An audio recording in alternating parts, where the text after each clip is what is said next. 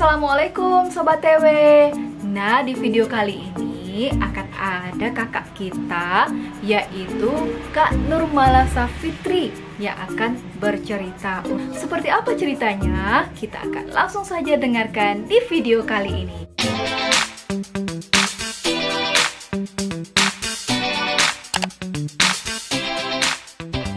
Baiklah, di sini kakak akan membacakan cerita dari Sulawesi Selatan yang berjudul Julang Mencari Lubang dari Dianka.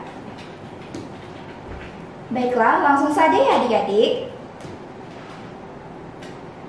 Pada suatu hari, ada 2 ekor burung julang yang sedang terbang tinggi.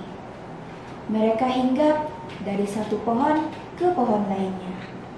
Mereka tampak mencari sesuatu. Ya, di sini sudah ada penghuninya, kata Pak Julang. Coba kita cari yang lain yuk Pak, ajak Bu Julang. Ternyata mereka mencari lubang untuk dijadikan tempat tinggal, karena Bu Julang bertelur dan akan mengerami telurnya.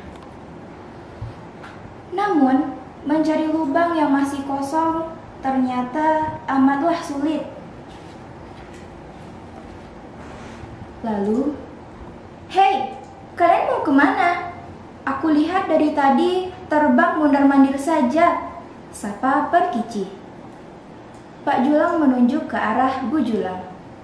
"Begini, istriku mau bertelur. Kami butuh lubang untuk tempat tinggal." Perkici teringat. Tadi dia melihat sebuah lubang di salah satu pohon yang tinggi. "Coba kalian telusuri sungai ini. Nah, di sana ada sebuah pohon tinggi yang lubangnya masih kosong," kata Perkici. Pak Julang dan Bu Julang pun bergegas pergi mengikuti arahan Perkici. Ternyata Perkici benar. Di ujung sungai ada sebuah pohon yang tinggi sekali. Batang pohon itu berlubang dan belum ada tanda-tanda bahwa lubang itu berpenghuni. "Syukurlah ya Bu, akhirnya kita mendapatkan lubang," kata Pak Julang. Pak Julang mempersilahkan Bu Julang masuk ke lubang. Dia bersiap menutup lubang itu dengan tanah dan kotoran. "Agar tidak ada yang mengganggumu nanti," kata Pak Julang. Namun, "Wah, siapa kamu?" teriak Bu Julang. "Kamu juga siapa?" balas suara dari dalam lubang. Bu Julang buru-buru keluar lubang, disusul oleh seekor julang betina. "Ini lubangku!" teriak julang betina. "Aku yang menemukannya terlebih dahulu," imbuhnya. Bu Julang tidak terima. Semua lubang yang sudah ditempati pasti tertutup tanah dan kotoran. Sedangkan lubangmu tidak. Berarti lubang ini masih boleh digunakan. Julang betina menggeleng. "Tidak, pokoknya ini lubangku." Pak Julang pusing melihat pertengkaran istrinya dan julang betina. Sudah, Julang betina, di mana suamimu? Seharusnya dia menutupi lubang pohon ini dan melindungimu." Tanpa disangka, julang betina terdiam. Sesaat kemudian, dia mulai menangis.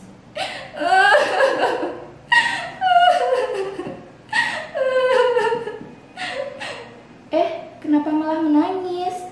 tanya Bu Julang. Julang betina tidak menjawab. Tangisnya semakin keras.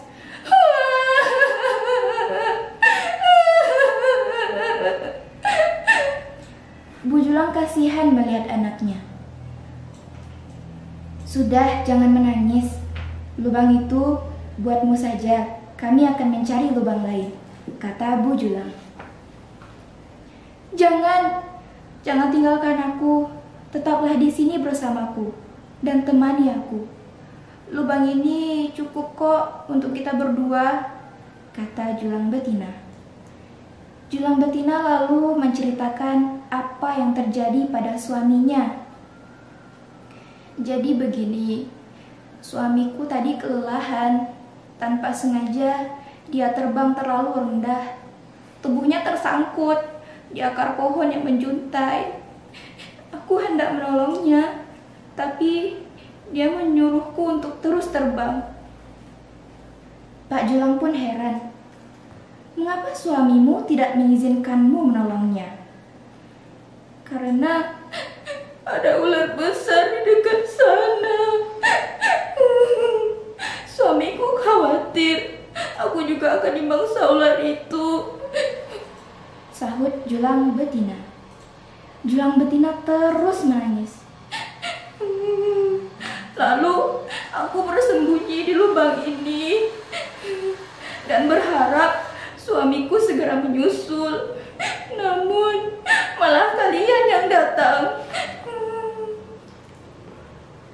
Pak Julang dan Bu Julang merasa iba mendengar cerita Julang betina.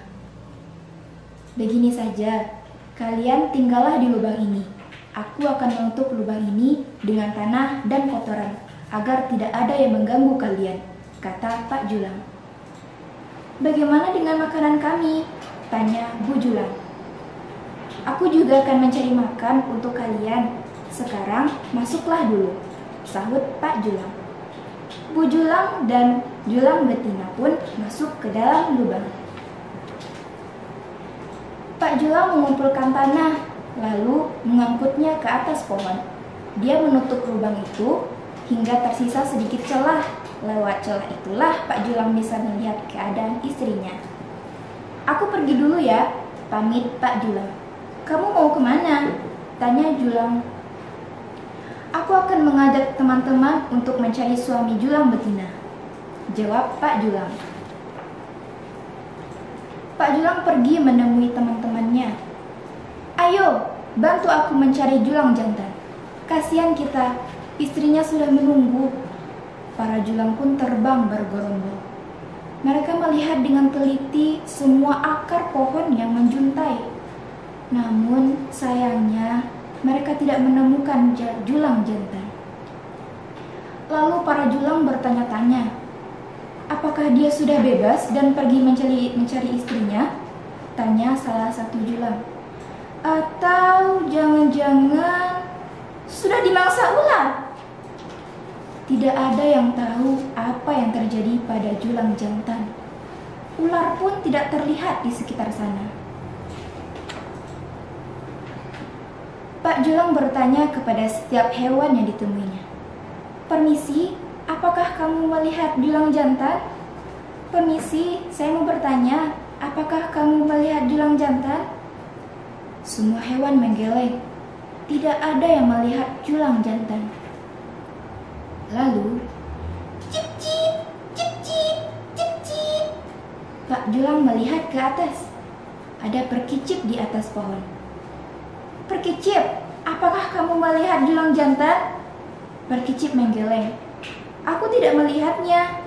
Tapi tadi aku melihat perut ular yang sangat besar sekali. Pak Julang pun lemas melihat mendengar jawaban perkicip. Lalu Pak Julang berdiskusi dengan teman-temannya. Kasihan Julang betina. Siapa yang akan menjaganya selama mengerami telur? Siapa yang akan memberinya makan?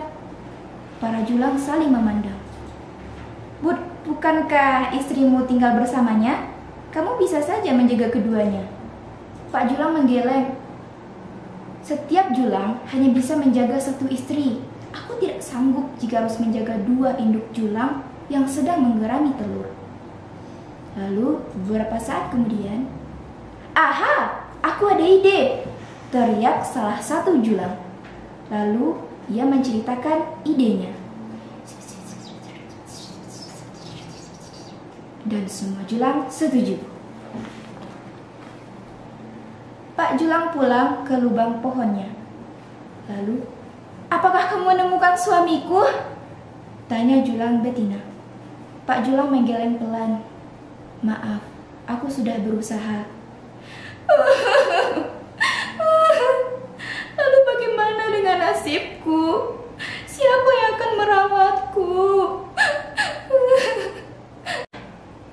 Jangan khawatir, teman-temanku sedang mengupayakan sesuatu, kata Pak Julang. Tiba-tiba terdengar suara gemuruh dari atas. Rupanya ada rombongan Julang yang datang. "Anakku!" teriak Julang tua. "Ayah!" seru Julang betina. Julang tua memeluk Julang betina. "Ayah mendapat kabar bahwa kamu sendirian. Pulanglah bersama ayah. Jangan khawatir.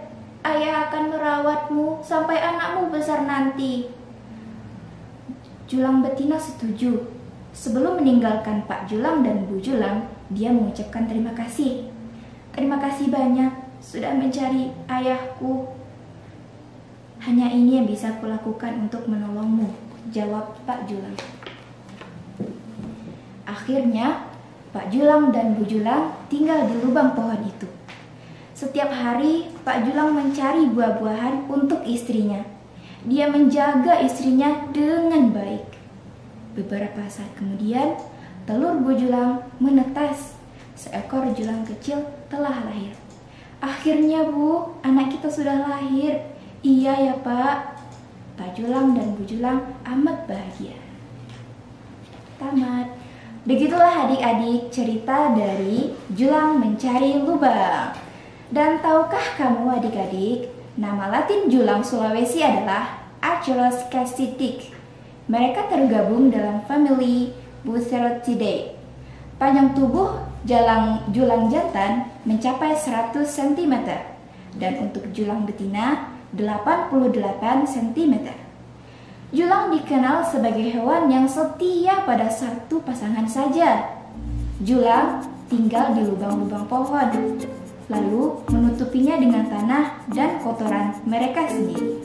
Begitulah adik-adik. Nah, itu dia tadi Sobat TW cerita dari Kak Nurmalasari. Gimana ceritanya, bagus bukan? Nurmalasari merupakan mahasiswa di STEM Bukit Tinggi jurusan Komunikasi dan Penyiaran Islam. Wah, kalau begitu kita tunggu cerita dari Kak Nurmalasari, apalagi ya ceritanya untuk video selanjutnya. Nah, kalau gitu jangan lupa like, comment, dan juga subscribe untuk menantikan video selanjutnya. Bye-bye. Assalamualaikum warahmatullahi wabarakatuh.